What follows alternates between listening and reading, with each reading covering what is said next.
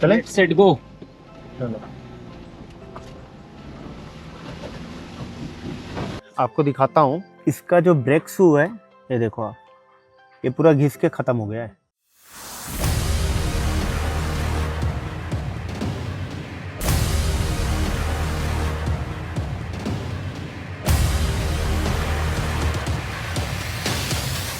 Knock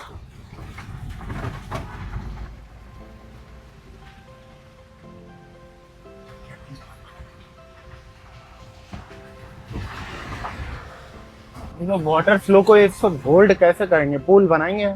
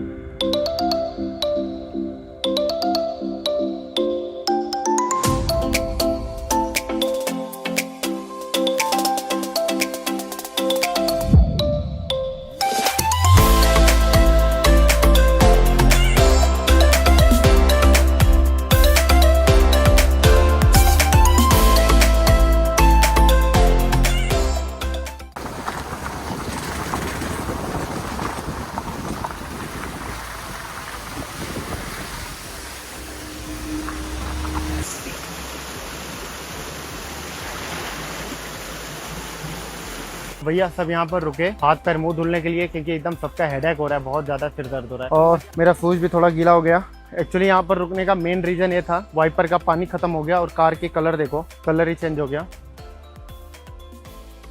देख रहे हो। तो वाइपर का क्या है, वाटर टैंक जहाँ था ना पूरा खाली हो चुका था, तो इसको मिक्स करना पड़ता है। एक्चुअली स्क्रैचेस नहीं आते हैं और काफ़ी बेनिफिट्स होते हैं इसके। तो चलो भैया इसको मिक्स कर लेते हैं। चलो भैया अब वहाँ से अपन ने जस्ट अभी निकले, तो अब अपन ने सोच रहे हैं बस सिर्फ जल्दबाजी इतनी इसलिए अपन कर रहे हैं, हम चाह रहे हैं जल्दी से जल्दी ये पैच अपन क्रॉस कर जाए बस किसी भी तरीके से, क्योंकि आप देख रहे होगे अंकल जी की कार भी कहीं अटक गई है। अटकने का मतलब अभी ब्लास्ट की आवाज़ बहुत तेज आई थी, मुझे लग रहा है उसी के पीछे ही वो रुक गए होंगे, क्योंकि अपन तो निकल आए हैं।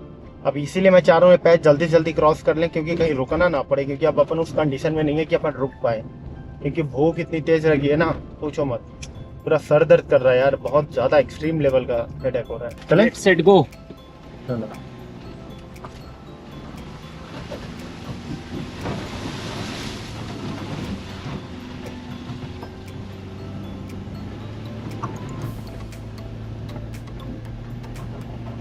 ये पहला बैच मेरे ख्याल से ना।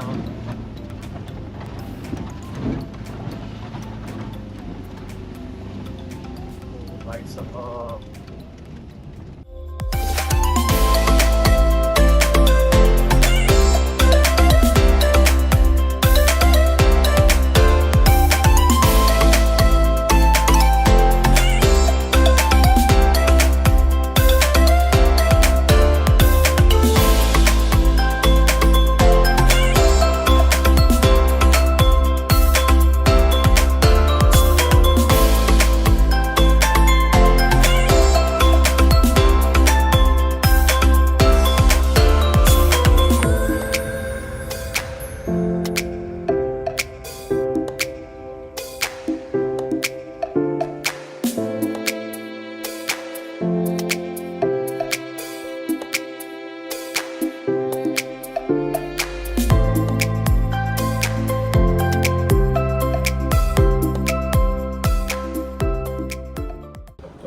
अभी टाइम हो रहा है 6:50 और हम लोग आलो में आ चुके हैं।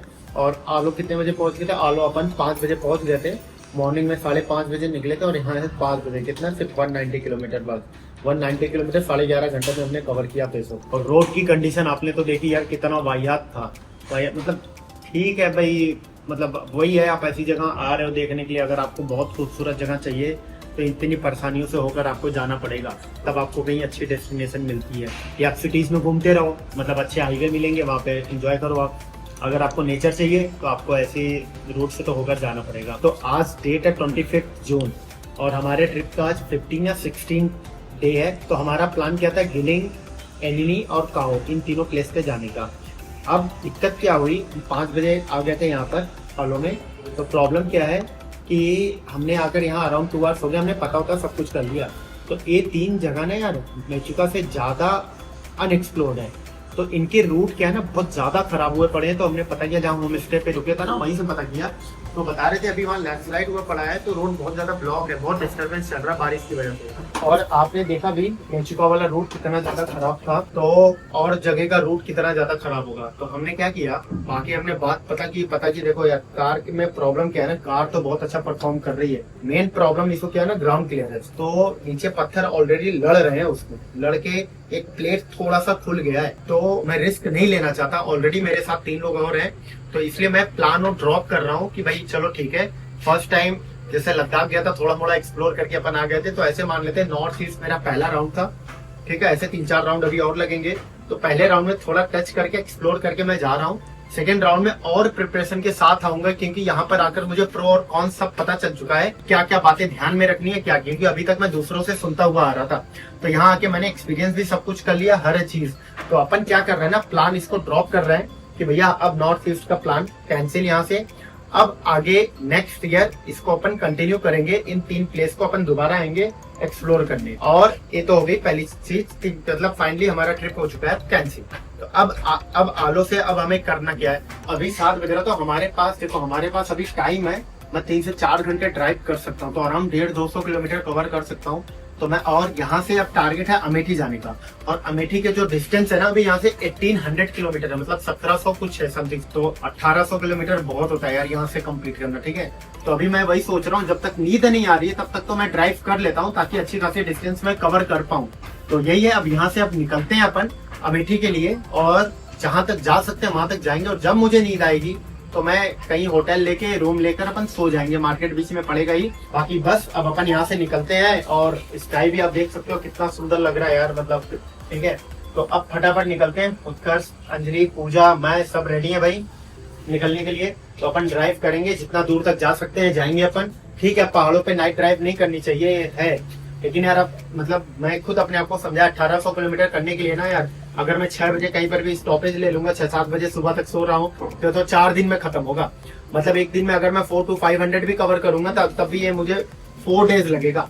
तो यार रात में तो थोड़ा तो मुझे ड्राइव करना पड़ेगा।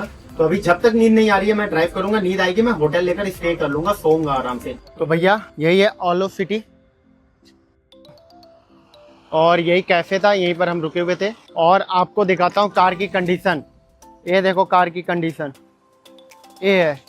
और कार इतनी गंदी हो चुकी है कि इसका हेडलाइट क्लीन करना पड़ रहा है, हेडलाइट पे पूरी धूल जमी हुई थी। सामने का मिरर और हेडलाइट उत्कर्ष ने क्लीन कर लिया, और अब मेन है, यहाँ से निकलते हैं भाई। हो रहा है टाइम 7:05, और अब देखते हैं कितना डिस्टेंस अपन कवर कर पाते हैं मेरे सोने से पहले।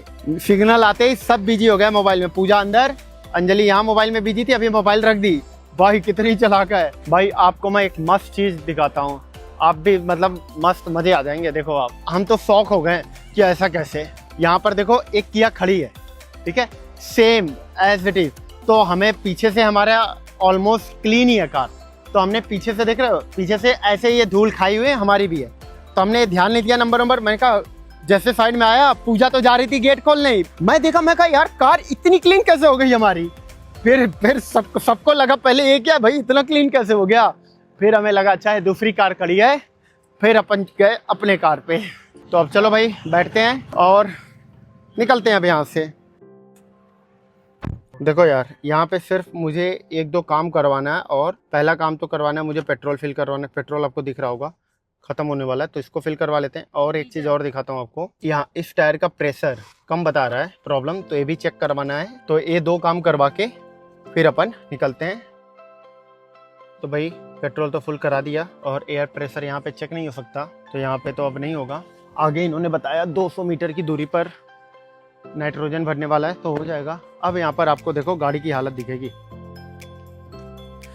देख रहे हो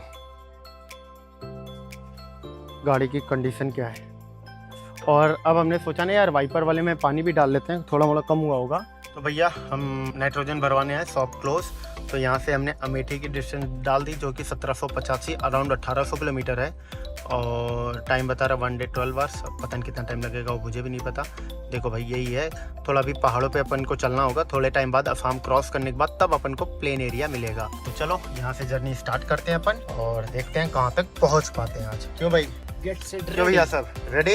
Yes. ओ, Yes, boss. दोनों रेडी? Yes, yes.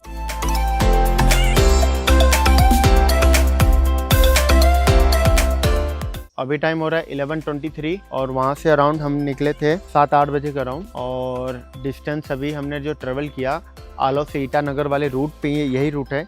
और यहाँ से जाएगा सीधे आलो और इधर जाएगा सीधा ईटानगर लेके जाएगा। तो बहुत ज़्यादा हमारे साथ, मतलब कोई भी ट्रिप अच्छी हो जाए ऐसे कैसे हो सकता है, तो कुछ ना कुछ हरकतें होती ही रहती हैं।